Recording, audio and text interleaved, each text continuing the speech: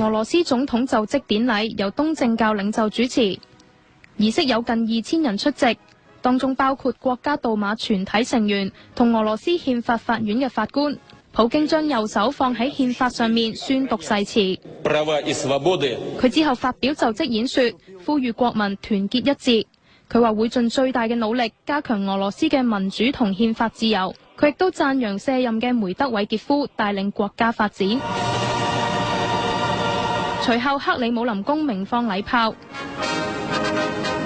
普京同梅德韋傑夫檢閱總統儀仗隊。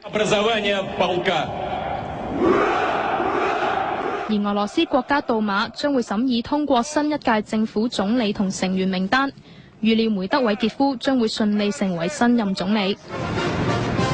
普京再度成為總統，令外界關注俄羅斯同美國嘅關係。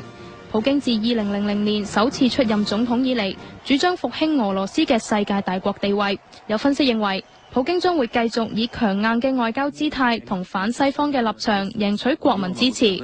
俄羅斯同美國一直就北約喺歐洲部署導彈防禦系統，以及敘利亞同伊朗問題嘅立場存在分歧。加上俄羅斯大力加強同中國、印度嘅關係，